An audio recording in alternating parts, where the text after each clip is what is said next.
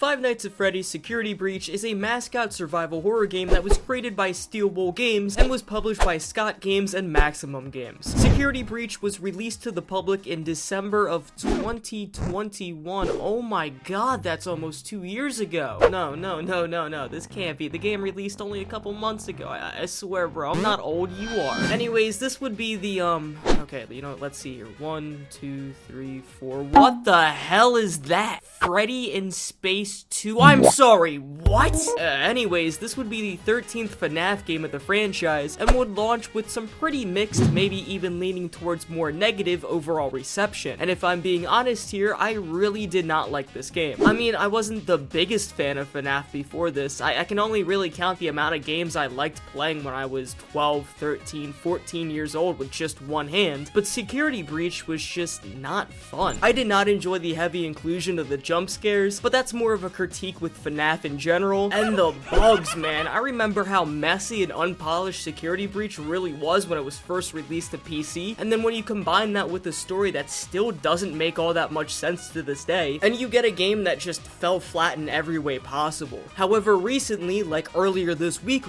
Steel Wool Games released a DLC called Ruin to tie in the events of the base game and to fill in a couple more gaps within the story. At first, I had no intention of playing Ruin. I really didn't want to return to a game that I wasn't fond of in the first place, as why should I? However, after talking to some friends of mine, apparently Ruin is really good. Like, it's leagues better than the base game good. Not to mention, Ruin is a completely free DLC that anyone can pick up if they already own Security Breach. So now, excited to play Ruin, I decided to reinstall the game, and after about 3/4 of the entirety of the DLC, I can confidently say that yeah, it's alright. So to give you a little context of what Ruin is all about, this DLC takes place sometime after the events of the base game. However, in this go around, the Megaplex has closed down due to, I don't know, maybe it was because of the violent animatronics, or maybe because of the violent animatronics, you know, died violently, or it might even be the demonic scrap trap living beneath the Megaplex this entire time that caught fire and exploded. Who really knows though? These are just really everyday problems for most businesses in real life as is. Anyways, returning to the now abandoned Megaplex, you get to play as a friend of Gregory named Cassie. Your goal throughout this DLC is to find and save Gregory, as he went missing with barely any trace except for him telling you about his kidnapping over a staticky walkie-talkie. But due to the fact that this place is crumbling down and there are a few animatronics that still like to get a little quirky at night, you find a custom-made Vanny mask that'll help you navigate through the place to hopefully reach Gregory by Roxy's Raceway. The story itself is actually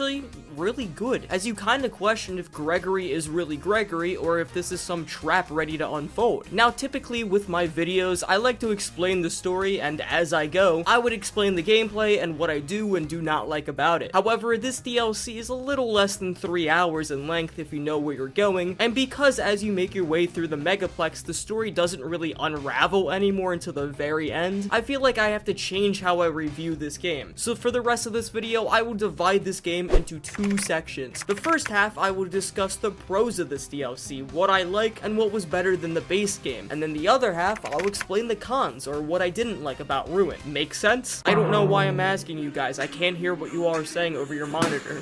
The pros. Location. I will say without a shadow of a doubt, the looks, environment, and map design of Ruin look so much better compared to the original base game. Now, I'm going to admit, I enjoy the looks of Security Breach and how this Megaplex is this giant yet empty mall that was once filled with joy and laughter not too long ago. It's a pretty eerie looking environment, though I would say a huge problem for me and a lot of people during the base game of Security Breach was the open world aspect. It was just so unnecessary, so bare, and in turn made exploring just useless. Like, so many areas were just not worth going back to unless you wanted 100% the game and get all the collectibles. And it also felt like some areas were underutilized, whether that was from a rushing of development or just from deleted content. Ruin, however, is completely linear, with some parts of the map opening up for like a puzzle or during a chase or something, but nonetheless everything is confined. Because of that, there were moments that I genuinely stopped and looked at the scenery of everything being run down and collapsing. It genuinely looks incredibly interesting. And I also love the different areas of the map, like Monty's mini golf area being like an overgrown jungle. I love the kitchens having just mountains of rotten food, and don't get me started with that absolutely beautiful opening cutscene with Cassie entering the Megaplex, with the natural light of the sun being the only warming and inviting colors in this game, only for the other way to be this pitch black area. It's beautiful, nothing else I could say. Vanny's mask. This is something that I would have never expected to be in this DLC, but I think is an interesting concept and makes this DLC stand out. So a little while after the introduction of Ruin, you encounter one of those map bots that give you a mask instead. Some might call them a mask bot. This mask is different from the others it's programmed to give out, as this is the same mask that Vanny once had in the base game. This mask works like a, the mask is like magic, basically. It's able to see things that the naked eye once was not able to see. It's able to let you travel through objects, and it lets you crack open some security nodes that opens up doors. What's really interesting about this mask is how it can transform an already good-looking environment into something that looks much cooler. I also like how some parts of the map are glitched out and untextured when wearing the mask, but I also really like how the animatronics will recognize you as one of them until you look away from them because you're only wearing a face mask, not a full-headed one. Very unique. I like it. It reminds me of Fnaf 2, but there are a few problems about it, which I will explain shortly.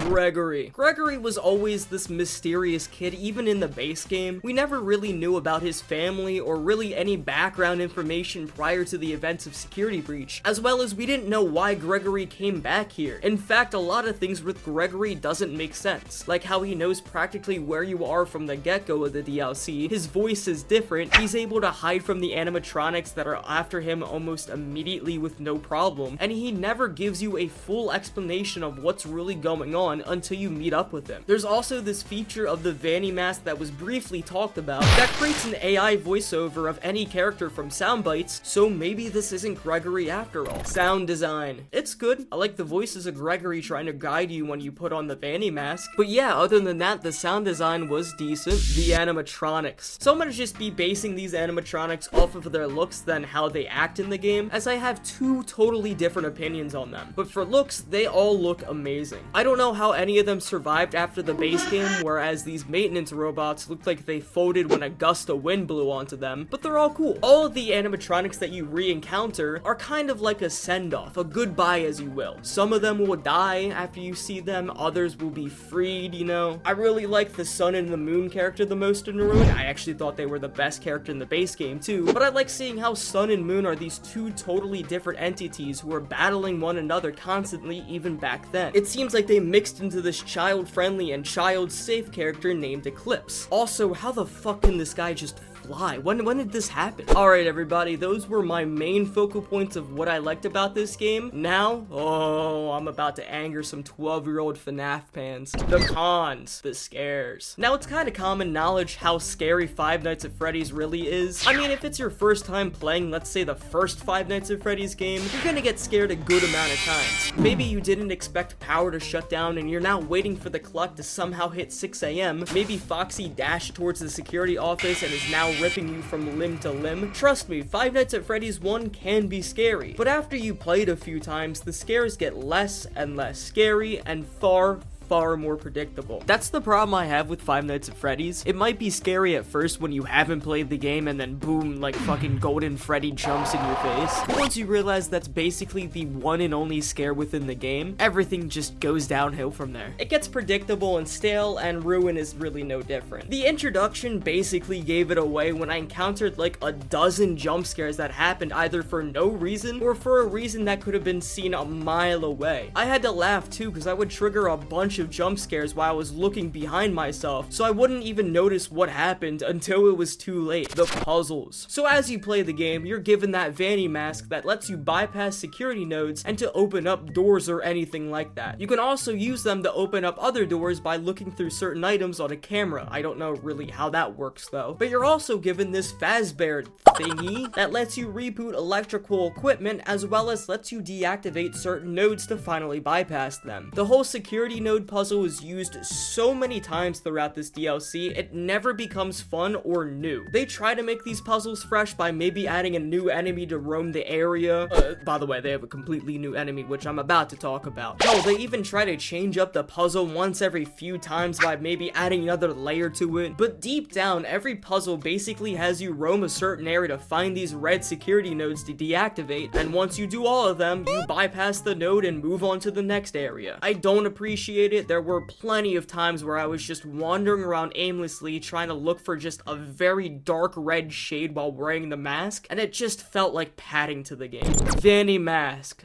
Part 2, I guess. Now, although I had some good things to say about the Vanny mask, there is something that I do not understand and do not like at all, and that is this enemy right here. There's a little virus that's in the mask. Presumably it's Scrap Trap. This isn't a spoil, by the way. I genuinely do not know, but it will attack you if you have the mask on for too long. Once caught, it will track you down and just hang out near you until a nearby animatronic will insta-kill you. On paper, this enemy is alright, but on execution, the way to counteract that is to do the same thing when you get cyberbullied online. That is to just turn off the machine. It does not attack you if you have it off, so this enemy more so became an annoyance as the jump scare sound would play every single time it appeared, and it appeared quite a few amount of times. Other enemies. I don't know how to explain this as I really don't understand what happens 99% of the time. These other enemies that are still up and running really suck at roaming. For the most part of the game, you will not encounter a roaming enemy. They were surprisingly rare to find in a game like this, and when you did, they never really paid attention to you. I said really a lot in this video. Can someone like count how many times I said really? Just in the comments below, thank you. Anyways, it didn't help that this mask will let you just run past them, so there never was a tense moment for me when playing this game. I also noticed that the animatronics cone of vision is just